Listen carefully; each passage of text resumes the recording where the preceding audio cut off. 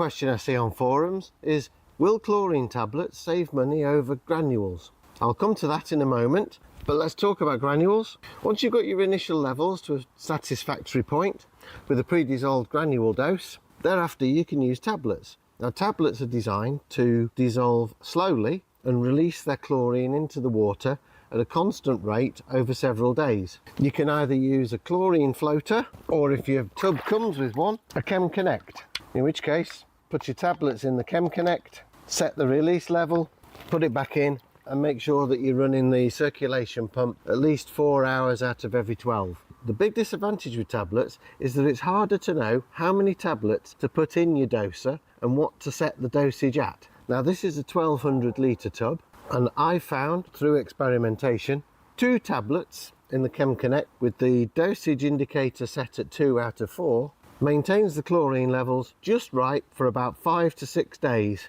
so I don't need to touch the Chem Connect during that time.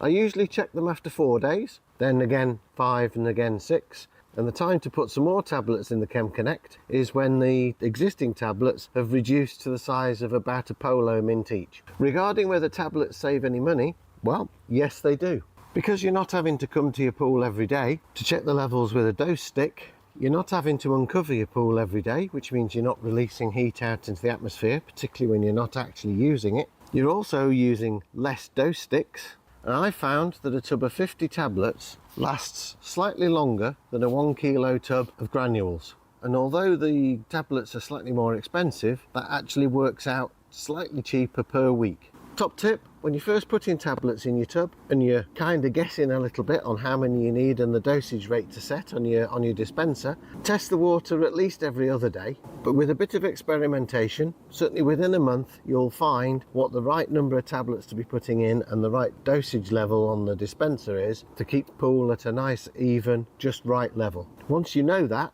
test once a week, and straight away you're saving yourself 5 or 6 strips a week, which are quite expensive. If your pool gets heavy use, say you have some guests round of a weekend, you might find that the chlorine levels plummet, and again, that's when your granules come into play, because you can give the tub a boost dose with some pre-dissolved granules without upsetting your tablet setting.